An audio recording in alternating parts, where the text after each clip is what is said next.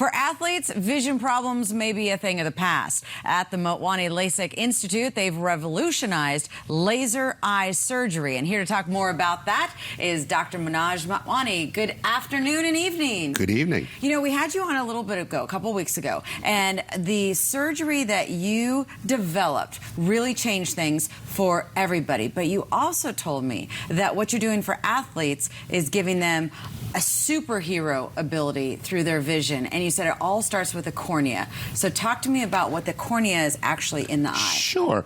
You know, the eye is like a camera. Okay, you have the lens system of a camera, you have now the digital processor, no one knows what the heck film is anymore, and then you have the computer that does the processing. So the front of the eye is the cornea. That's the clear bubble in front of the colored part of the eye, and that does most of the focusing of the eye. There's a lens inside too, and then the light falls on the retina, which is like the digital sensor, and the brain makes the image. So the cornea is the majority of the focusing system of the eye, okay? And what we do with this is that the cornea is, in a human, is biologic. It wasn't made in a factory, it was made in a womb. And so it has all these kinds of flaws. Lumps and bumps. We like to make fancy names like higher order aberrations, but it's the lumps and bumps.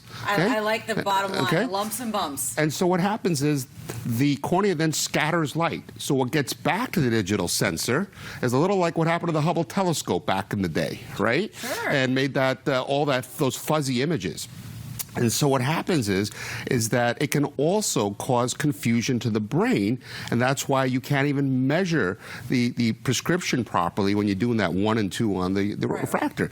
But what we do is when you clear out the lumps and bumps, the brain then gets a clear image. It doesn't have to interpolate. It doesn't have to say, Ginger, that's a straight line.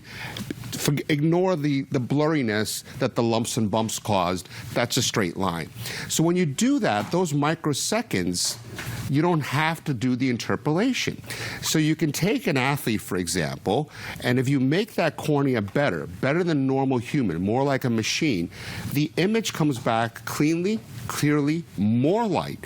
So they can see that ball when it comes out of the pitcher's hand.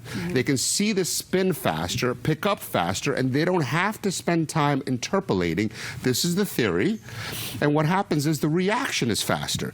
So we've done this with some college athletes, and they say, wow, within a couple weeks, they feel like they're hitting better, hitting cleaner, and smoother. And we've done this, and we've looked at this. I've published papers on this, where we actually see the increase in quantity of vision. We're seeing 80 to 90% 2015, which is better, 50% better than 2020. We're seeing improved night vision, not worse night vision. The night vision improves over normal, and we've done scientific surveys with patients and all of this. So what we're really doing is creating sort of a super normal cornea. My friend likes to call it legal steroids for eyes. Okay, so first of all, is that permanent? Yeah. This is incredible. Yeah. This is, I mean, when we use the word revolutionary, it is. That is absolutely revolutionary. So then would this go under the guise of elective, or is this something? It's elective. It is elective. It's all of this is elective, and very frankly, a lot of this completely changes the way we, as ophthalmologists, eye surgeons, think about how the system works, how the eye works.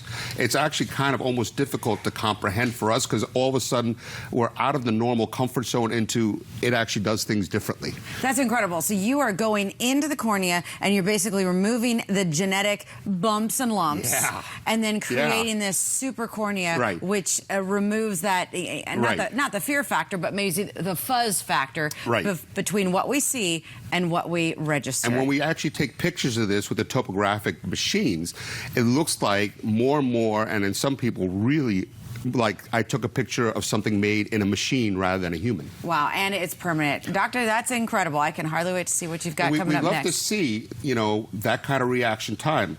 Race car drivers, fighter pilots, all of these really could benefit from this. We'd like to see more people and give us feedback about it. Now, if you can just revolutionize, you know, the aging process.